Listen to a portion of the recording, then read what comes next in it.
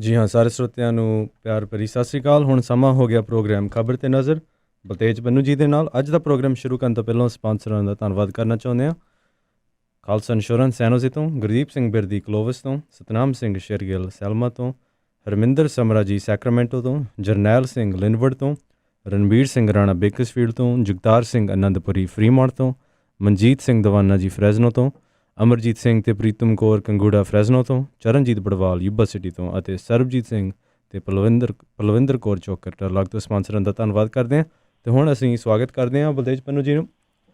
ਹਾਂਜੀ ਬਲਤੇਜ ਪੰਨੂ ਜੀ, ਸਤਿ ਸ਼੍ਰੀ ਅਕਾਲ, ਜੀ ਆਇਆਂ ਨੂੰ ਅੱਜ ਦੇ ਪ੍ਰੋਗਰਾਮ 'ਚ। ਸਤਿ ਸ਼੍ਰੀ ਅਕਾਲ, ਬਹੁਤ ਮਿਹਰਬਾਨੀ। ਔਰ ਨਿਗਾਹ ਮਾਰਦੇ ਆ ਜੀ ਜੋ ਕੁਛ ਵਾਪਰਿਆ ਤੇ ਪਿਛਲੇ ਕੁਝ ਘੰਟਿਆਂ ਦੇ ਦੌਰਾਨ ਅਕਾਲੀ ਦਲ ਬਾਦਲ ਨੇ ਜਿਹੜੀ ਸੀ ਉਹ ਰੈਲੀ ਕੀਤੀ ਸੰਗਰੂਰ ਦੇ ਵਿੱਚ। ਬੇਸ਼ੱਕ ਇਹਨੂੰ ਹੱਲਾ ਬੋਲ ਰੈਲੀ ਦਿੱਤਾ ਗਿਆ ਸੀ ਸਰਕਾਰ ਦੇ ਖਿਲਾਫ, ਪਰ ਸਰਕਾਰ ਦੇ ਖਿਲਾਫ ਤਾਂ ਇੰਨਾ ਕੁਛ ਨਹੀਂ ਬੋਲਿਆ ਗਿਆ ਜਿੰਨਾ ਜਿਹੜਾ ਸੁਖਦੇਵ ਸਿੰਘ ਢੀਂਡਸਾ ਹੋਰਾਂ ਦੇ ਖਿਲਾਫ ਜਿਹੜਾ ਜੀ ਉਹ ਬੋਲਿਆ ਗਿਆ, ਜਿਹਨੇ ਲਗਭਗ ਇਹ ਗੱਲ ਤੈਅ ਕੀਤੀ ਕਿ ਅਕਾਲੀ ਦਲ ਬਾਦਲ ਜਿਹੜਾ ਉਹਨੂੰ ਸੁਖਦੇਵ ਸਿੰਘ ਢੀਂਡਸਾ ਹੋਰਾਂ ਤੋਂ ਵੱਡਾ ਖਤਰਾ ਇਸ ਵੇਲੇ ਜਿਹੜਾ ਜੀ ਹੈ।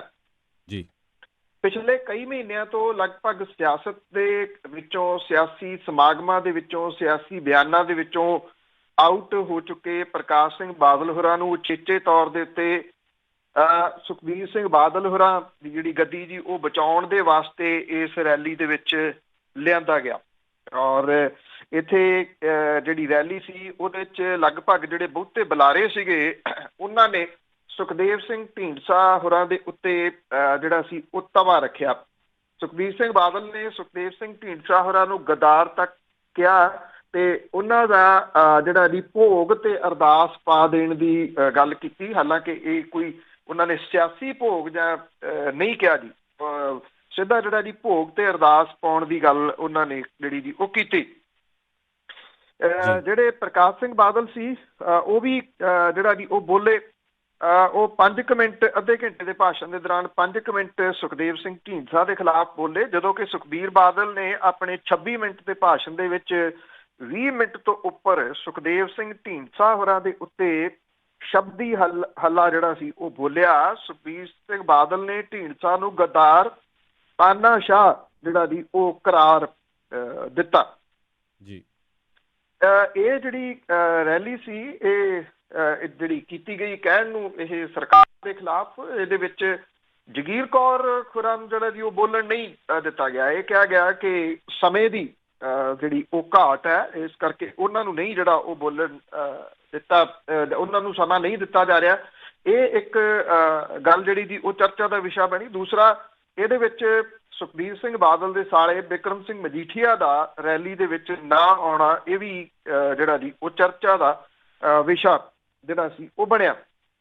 ਪ੍ਰਕਾਸ਼ ਸਿੰਘ ਬਾਦਲ ਹੋਰਾਂ ਨੇ ਇੱਥੋਂ ਤੱਕ ਜਿਹੜਾ ਜੀ ਉਹ ਤਰਲਾ ਇਹਦੇ ਵਿੱਚ ਮਾਰਿਆ ਵੀ ਸਾਡੀ ਸਰਕਾਰ ਬਣਾਇਓ ਜਾਂ ਨਾ ਬਣਾਇਓ, ਸ਼੍ਰੋਮਣੀ ਗੁਰਦੁਆਰਾ ਪ੍ਰਬੰਧਕ ਕਮੇਟੀ ਸਾਡੇ ਹੱਥੋਂ ਨਾ ਜਾਣ ਦਿਓ।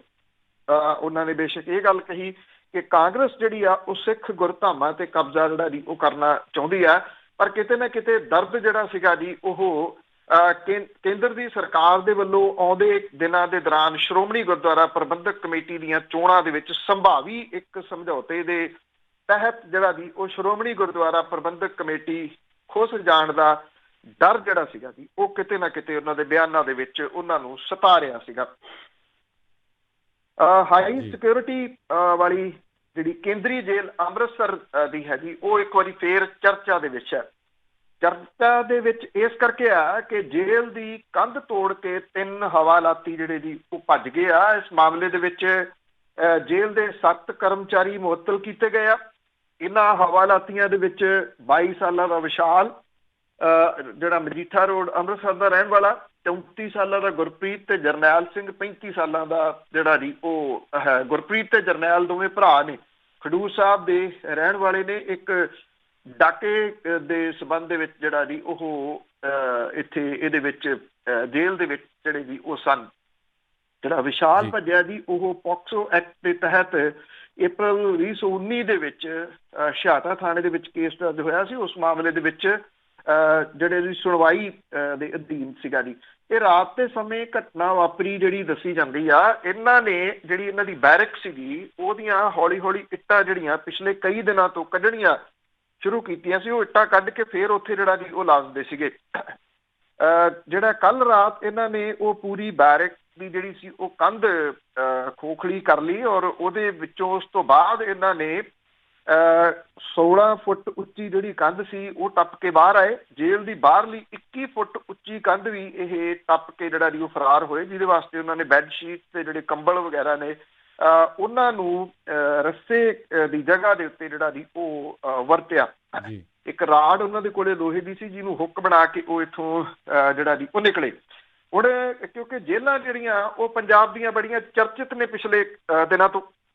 ਜੇਲ੍ਹਾਂ ਦੇ ਵਿੱਚੋਂ ਮਿਲ ਰਿਹਾ ਨਸ਼ਾ, ਜੇਲ੍ਹਾਂ ਦੇ ਵਿੱਚੋਂ ਮਿਲ ਰਹੇ ਮੋਬਾਈਲ, ਜੇਲ੍ਹਾਂ ਦੇ ਅੰਦਰੋਂ ਆਪਰੇਟ ਕੀਤੇ ਜਾ ਰਹੇ ਜਿਹੜੇ ਗੈਂਗ ਨੇ ਉਹ ਚਰਚਾ ਦਾ ਵਿਸ਼ਾ ਬਣਦੇ ਰਹੇ ਆ। ਜੇਲ੍ਹ ਮੰਤਰੀ ਜਿਹੜੇ ਜੀ ਉਹ ਨਿਸ਼ਾਨੇ ਦੇ ਉੱਤੇ ਵਿਰੋਧੀਆਂ ਦੇ ਵੀ ਪਿਛਲੇ ਦਿਨਾਂ ਤੋਂ ਰਹੇ ਆ। ਇਸ ਮਾਮਲੇ ਦੇ ਉੱਤੇ ਪੰਜਾਬ ਦੇ ਮੁੱਖ ਮੰਤਰੀ ਨੇ ਕੇਂਦਰੀ ਜੇਲ੍ਹ ਅੰਮ੍ਰਿਤਸਰ ਦੇ ਵਿੱਚੋਂ ਇਹ ਜਿਹੜੇ ਭੱਜੇ ਆ ਇਹਦੇ ਵਾਸਤੇ ਜਿਹੜੀ ਜਾਂਚ ਦੇ ਹੁਕਮ ਦਿੱਤੇ ਨੇ। ਜਲੰਧਰ ਦੇ ਡਿਵੀਜ਼ਨਲ ਕਮਿਸ਼ਨਰ ਨੂੰ ਇਹਦੀ ਜਾਂਚ ਦੇ ਹੁਕਮ ਜਿਹੜੇ ਆ ਉਹ ਦਿੱਤੇ ਗਏ ਆ ਕਿ ਕੀ ਕਾਰਨ ਇਹਦੇ ਪਿੱਛੇ ਰਿਹਾ। ਪਰ ਕਿਹਾ ਜਾ ਰਿਹਾ ਕਿ ਅੰਦਰੋਂ ਕੁਝ ਲੋਕ ਮਿਲੇ ਹੋਏ ਹੋਣਗੇ ਜਿਹਦੇ ਕਰਕੇ ਇਹ ਜਿਹੜਾ ਜੀ ਏਡਾ ਵੱਡਾ ਸਟੈਪ ਇਹਨਾਂ ਨੇ ਲਿਆ। ਉੱਥੋਂ ਇਹ 3 ਜਾਣੇ ਜਿਹੜੇ ਜੀ ਉਹ ਨਿਕਲ ਗਏ ਜੀ। ਜਿਹੜੀ NIA ਹੈ ਉਹਨੇ ਦੱਖਣੀ ਕਸ਼ਮੀਰ ਦੇ ਵਿੱਚ ਕਈ ਥਾਵਾਂ ਦੇ ਉੱਤੇ ਛਾਪੇਮਾਰੀ ਕੀਤੀ ਹੈ, ਔਰ ਇਹ ਕਾਰਵਾਈ ਅੱਤਵਾਦੀਆਂ ਦੇ ਨਾਲ ਗ੍ਰਿਫਤਾਰ ਕੀਤੇ ਗਏ ਜੰਮੂ ਕਸ਼ਮੀਰ ਪੁਲਿਸ ਦੇ DSP ਦਵਿੰਦਰ ਸਿੰਘ ਦੇ ਮਾਮਲੇ ਦੇ ਵਿੱਚ ਕੀਤੀ ਗਈ ਹੈ।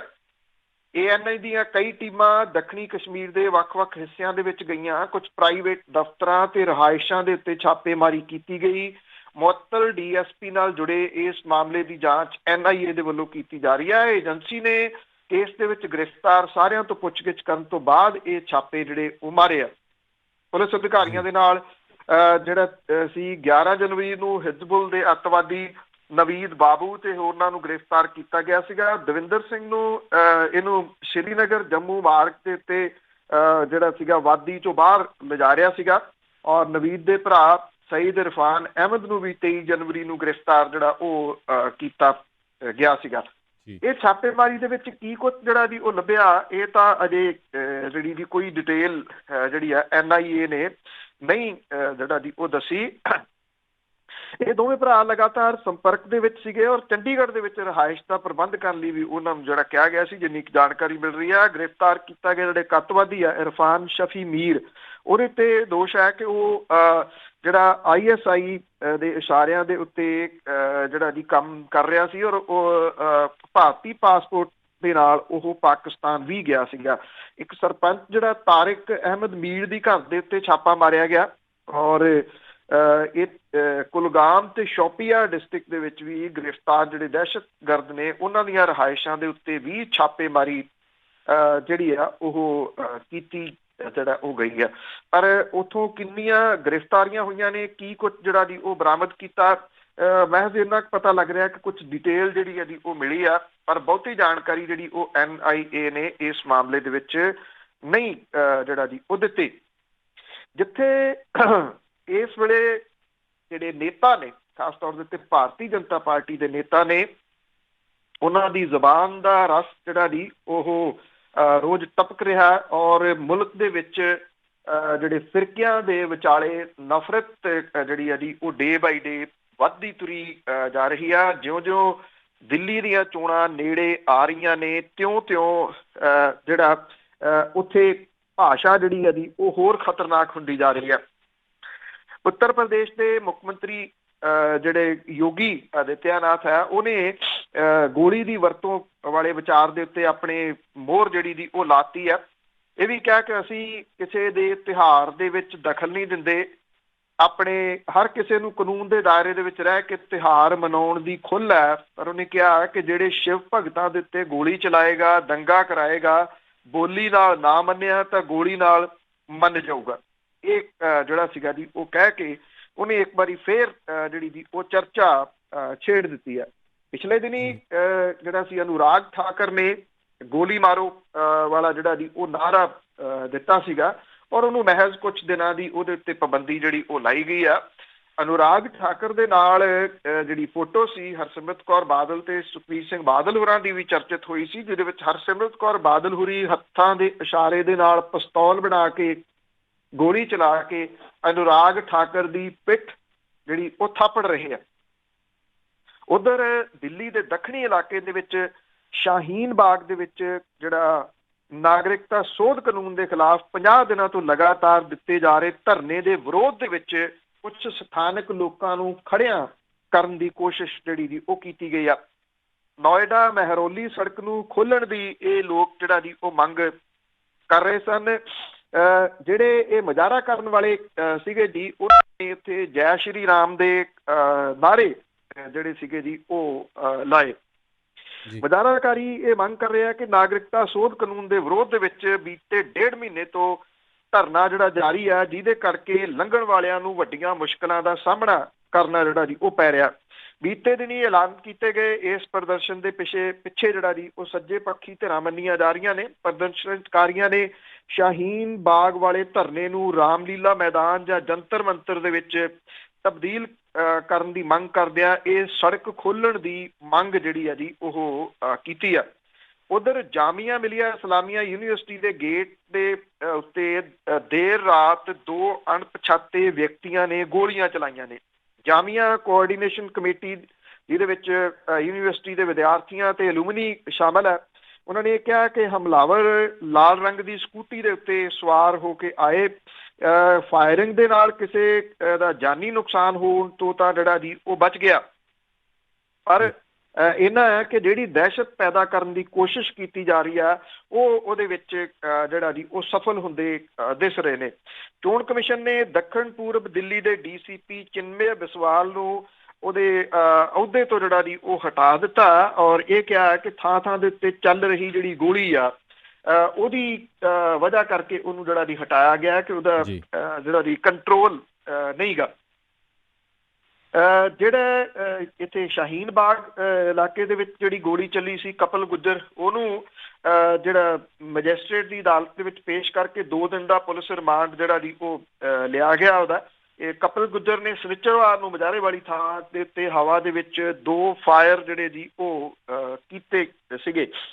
ਹੁਣ ਸਵਾਲ ਜਿਹੜਾ ਸਭ ਤੋਂ ਵੱਡਾ ਉਹ ਇਹ ਆ ਕਿ ਅੱਜ ਇੱਥੇ ਮੁਤਾਬਕ ਸਾਡੇ 3 ਤਰੀਕ ਜਿਹੜੀ ਹੋ ਚੁੱਕੀ ਹੋਈ ਆ, 8 ਤਰੀਕ ਨੂੰ ਵੋਟਾਂ ਦਿੱਲੀ ਦੀਆਂ ਪੈਣੀਆਂ ਨੇ। ਉਦੋਂ ਪਹਿਲਾਂ ਜਿਸ ਤਰੀਕੇ ਦੇ ਨਾਲ ਸ਼ਾਹੀਨ ਬਾਗ ਦਾ ਬਾਰ-ਬਾਰ ਜ਼ਿਕਰ ਕਰਕੇ ਉਹਦੇ ਲਈ ਨਫ਼ਰਤ ਜਿਹੜੀ ਦੀ ਉਹ ਪੈਦਾ ਕੀਤੀ ਜਾ ਰਹੀ ਆ ਇੱਕ ਫਿਰਕੇ ਦੇ ਵਿੱਚ, ਉਹ ਕਿਸ ਪਾਸੇ ਵੱਲ ਨੂੰ ਜਿਹੜਾ ਜੀ ਉਹ ਲੈ ਤੁਰੂਗੀ, ਇਹ ਵੱਡਾ ਜਿਹੜਾ ਜੀ ਉਹ ਸਵਾਲ ਹੈ। ਕੇਂਦਰੀ ਬਜਟ ਪੰਜਾਬ ਦੇ ਲੋਕਾਂ ਤੇ ਪੰਜਾਬ ਸਰਕਾਰ ਲਈ ਨਿਰਾਸ਼ਾ ਜਿਹੜੀ ਦੀ ਉਹ ਪੈਦਾ ਕਰਨ ਵਾਲਾ ਬਣਿਆ ਹੈ। ਪੰਜਾਬ ਸਰਕਾਰ ਨੇ ਕੇਂਦਰ ਸਰਕਾਰ ਦੇ ਕੋਲੇ ਜਿਹੜੇ ਮਾਮਲਿਆਂ ਮੁੱਦਿਆਂ ਦੀ ਪੈਰਵਾਈ ਕੀਤੀ, ਬਜਟ ਦੇ ਵਿੱਚ ਉਹਨਾਂ ਦਾ ਕੋਈ ਧਿਆਨ ਨਹੀਂ ਰੱਖਿਆ ਗਿਆ। ਕਿਸਾਨਾਂ ਦੀ ਆਮਦਨ ਦੁੱਗਣੀ ਕਰਨ ਦੀ ਗੱਲ ਕੀਤੀ ਜਾ ਰਹੀ ਹੈ, ਪਰ ਬਜਟ ਤੋਂ ਇਸ ਤਰ੍ਹਾਂ ਦਾ ਕੋਈ ਸੰਕੇਤ ਨਹੀਂ ਮਿਲਦਾ। ਪੇਂਡੂ ਅਰਥਚਾਰਾ ਪਹਿਲਾਂ ਮਾੜੀ ਸਥਿਤੀ ਦੇ ਵਿੱਚ ਹੈ। ਮਨਰੇਗਾ ਤਹਿਤ ਪੈਸਾ ਘਟਾ ਦਿੱਤਾ ਗਿਆ। ਇਹਦੇ ਨਾਲ ਪੰਜਾਬ ਹੀ ਨਹੀਂ ਸਗੋਂ ਦੇਸ਼ ਦੇ ਪੇਂਡੂ ਅਰਥਚਾਰੇ ਦਾ ਕੀ ਬਣੂਗਾ, ਇਹਦਾ ਕੋਈ ਖਿਆਲ ਨਹੀਂ ਰੱਖਿਆ ਗਿਆ।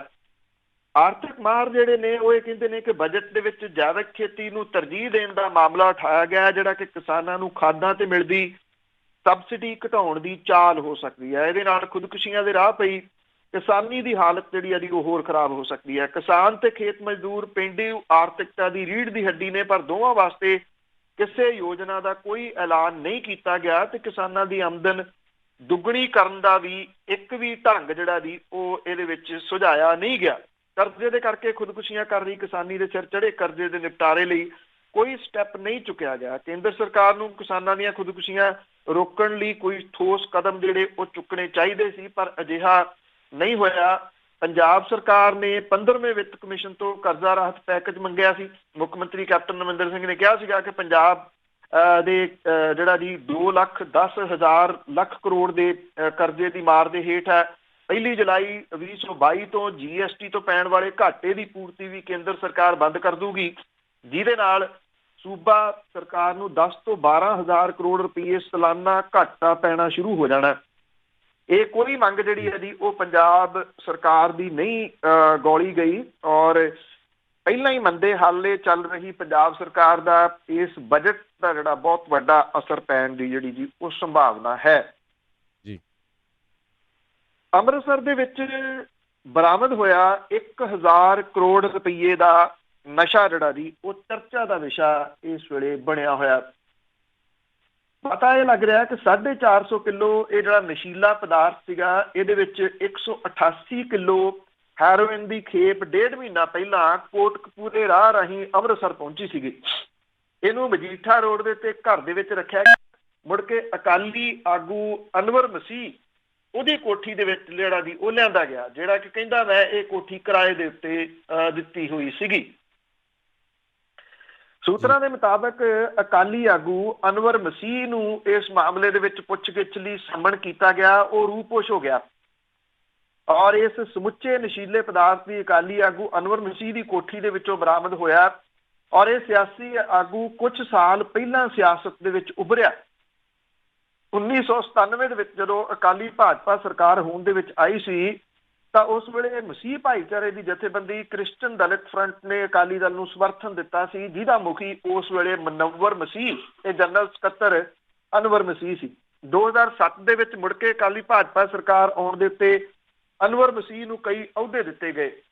ਅਨਵਰ ਮਸੀਹ ਪਹਿਲਾਂ ਆਪਣੇ ਪਰਿਵਾਰ ਦੇ ਨਾਲ ਮਹਾ ਸਿੰਘ ਗੇਟ ਨੇੜੇ ਮਿਸ਼ਨ ਕੰਪਾਊਂਡ ਦੇ ਵਿੱਚ ਰਹਿੰਦਾ ਸੀ। ਮਗਰੋਂ ਉਹਨੇ ਪਿੰਡ ਸੁਲਤਾਨ ਵਿੰਡ ਵਾਲੇ ਇਲਾਕੇ ਦੇ ਵਿੱਚ ਵੱਖਰਾ ਘਰ ਬਣਾ ਲਿਆ।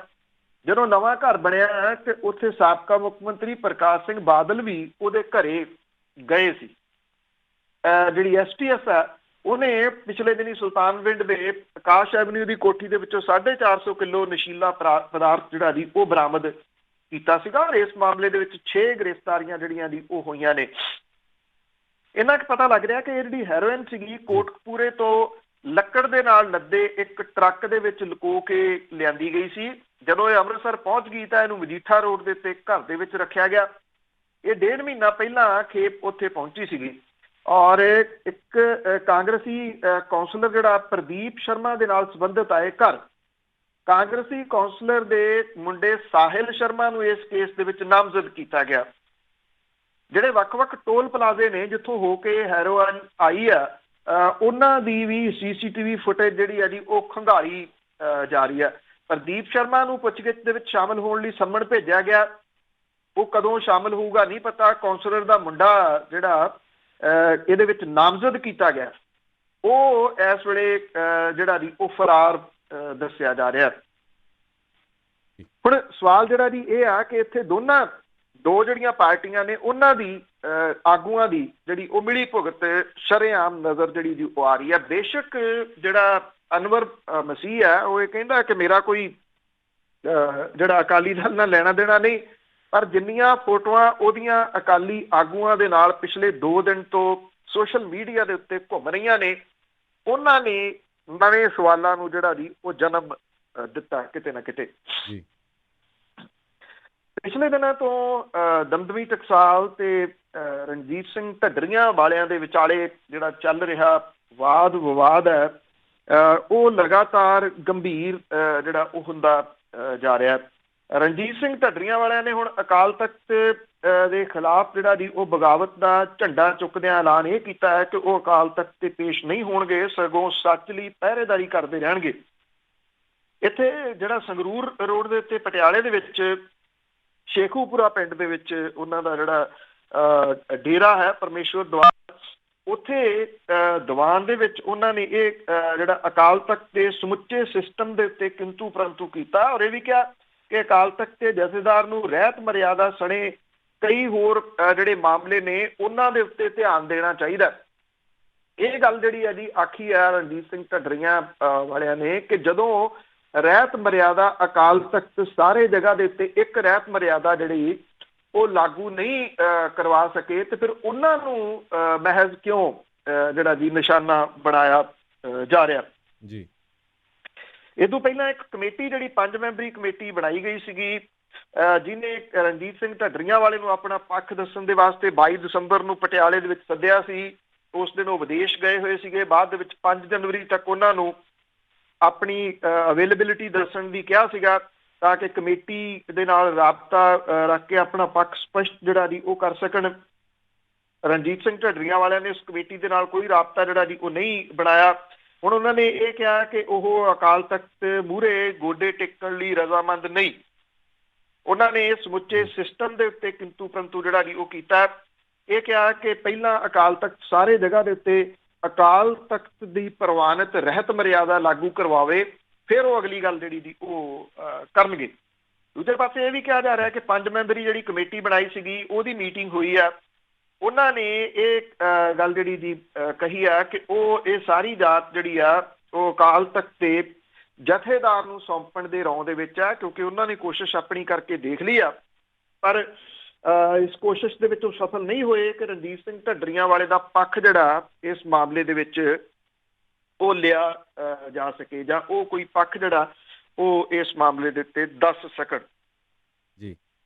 ਤੇ ਲਾਸਟ ਦੇ ਵਿੱਚ ਜਾਂਦੇ ਜਾਂਦੇ ਰਾਜਸਥਾਨ ਸਰਕਾਰ ਨੇ ਬੀਕਾਨੇਰ ਕੈਂਸਰ ਹਸਪੀਟਲ ਦੇ ਵਿੱਚ ਚੱਲਦੀ ਲੰਗਰ ਸੇਵਾ ਨੂੰ ਬੰਦ ਕਰਵਾਤਾ ਹੈ, ਜਿਹੜੀ ਕਿ ਬਠਿੰਡਾ ਡਿਸਟ੍ਰਿਕਟ ਦੇ ਪਿੰਡ ਕੌਰਿਆਣਾ ਦੇ ਨੌਜਵਾਨਾਂ ਦੇ ਵੱਲੋਂ ਚਲਾਈ ਜਾ ਰਹੀ ਸੀ। ਬੀਕਾਨੇਰ ਪ੍ਰਸ਼ਾਸਨ ਨੇ ਲੰਗਰ ਕਮੇਟੀ ਨੂੰ ਹਸਪਤਾਲ ਚੋਂ ਲੰਗਰ ਵਾਲੇ ਸ਼ੈੱਡ ਖਾਲੀ ਕਰਨ ਦੇ ਆਦੇਸ਼ ਜਿਹੜੇ ਜਾਰੀ ਕੀਤੇ ਨੇ।